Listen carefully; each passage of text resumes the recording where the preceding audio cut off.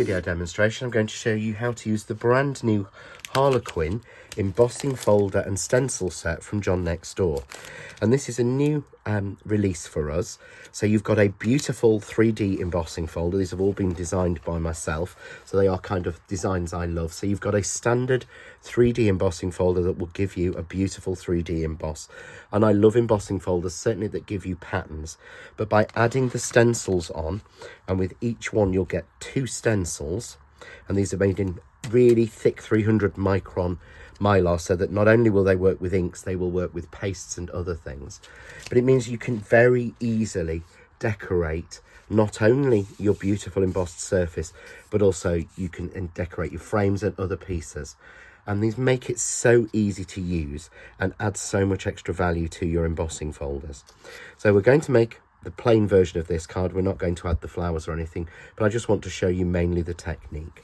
So we're going to start with our embossing folder, and what you need to do is, the simplest way to do this is to cut a piece of card to 6 by 6, or my ideal size of 5 3/4. And I cut to 5 3/4 because you can get 2 pieces out of an A4 sheet at 5 3/4 inches. So we simply pop that in, and this is plain white stamping card. Add this to our normal 3D sandwich in our machine, and we simply run that through and emboss it, and it will give us a beautiful 3D emboss. And by 3D we mean that instead of being just a flat raised area, we get all this beautiful 3D, so it's actually been sort of domed up into the middle of the design. So we're then going to take our stencils, and we're going to start with the larger of the 2, and I'm simply going to put this down. You can use your press to impress to do this and simply put it into the top right hand corner, but for video it's a lot easier just to put it on, because the stencil will slot on to the actual embossed surface, so it's a lot easier. It doesn't move about as much, and I'm simply going to tape that down to my desk, as I'm going to use ink, and keep it in place. I'm using the Pearl Fusions, and I've chosen Pacific from the Pearl Fusion Tropical Collection. So I'm going to take some on my blending sponge, and I'm simply going to work that all the way over, colouring through. Of course, you could start to play with gradients and change and alter colours, blend them down, sort of slot colours around. There's so many different options you can do with this. But I thought for the video we'll just go with a nice simple one. You may find it easier to use brushes to actually go through the stencil, as it doesn't actually rip up the top of your foam as much when you use brushes, but it's entirely your choice. So you can see there I've put the first layer on. We simply take that off, and there we have that layer, again beautifully coloured and embossed. So I'm now going to switch colours, and I'm going to go with the Verdant. And all I do is, you can see through the stencil, so you can see through and you can place it, and I'll show you here, so that you've got the smaller pattern, and the smaller pattern is so that you get an actual beautiful white line around it, rather than them both merging together. It's a lot more difficult to do this without a stencil. So this time I'm using the Verdant, and again I'm just taking some on my sponge dauber and working that through, nice and simple. And again, you could really play with colours on this one and blend and tone. It works really well. The folders look beautiful if you use Mica Magic through the stencils as well. So you can see there, just work that colour through. Again, peel our stencil off, and there we have our beautiful 2-tone Harlequin stencil. Now, what I do want to do is to frame this, and this is where I can use the stencils even more. So I'm just going to bring in a piece of plain white, again, stamping card, and I'm going to take my large stencil, and I'm popping that towards the top left hand, and I'm simply going to, again, using the Pacific in the Pearl Fusions, and this time I want to leave it a little bit faded. I'm not going quite so heavy.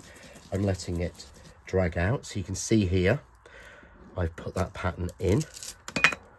So it's kind of fading out. Because it's a repeating pattern, I can simply place the piece back down against some of those pieces and carry on dragging that pattern down, just like that. And then I'm going to take this and I'm going to move it over. I'm matching the pattern up again on the sides. You don't have to do this at all. And I'm just going randomly through. Again, this time a little bit paler. I'm going to move my stencil down and again match up the pattern. And I would recommend the Craft Artist tape for this, as it's strong but isn't ripping the card at all. And again, I'm just decorating through. So there I have one simple layer creating this nice faded area in the middle. I'm going to take the second stencil and I'm going to place it on using the pattern as a guide because you can see through it. And I'm going to swap over to using again the Verdant. And again, lightly shade through, heavier in one corner. Take our stencil off. Again, match up our pattern. A little bit more down in that corner. So you can see there I'm creating that beautiful Harlequin. But you can see the difference between when it's embossed and when it's not. It's a crisper finish when it's embossed. So again, let's just pop our stencil in. Look, find the pattern to repeat. And drag the colour down. Move our stencil again.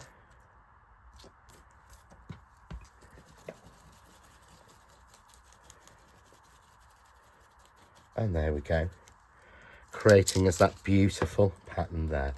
So all I need to do now is I'm going to take the smaller frame from the 7-inch frame it dies, and I'm simply going to place that down. We're going to take that and we'll cut that out.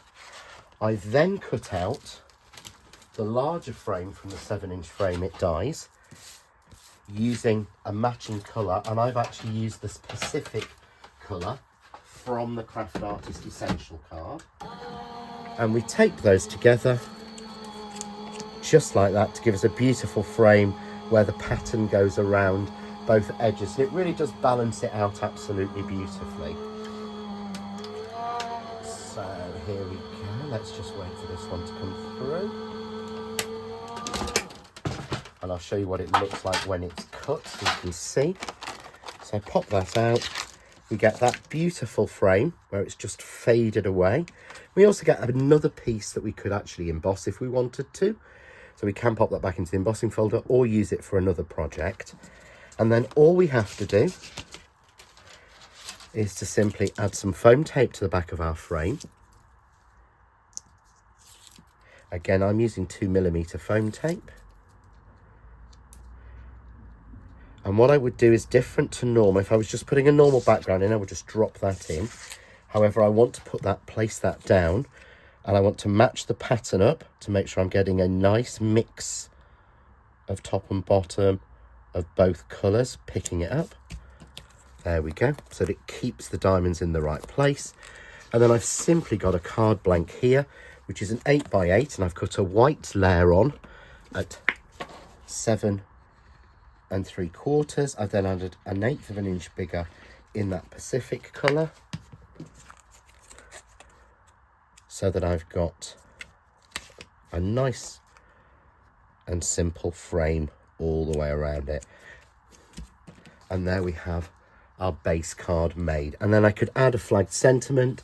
Here I've added some beautiful flowers that have been made in the same 2 colours using the bubble flower, but it's up to you what you want to do and how you want to decorate that. So this one's been done with the sunlight, this one's been done with the verdant, and it gives us a really beautiful finish.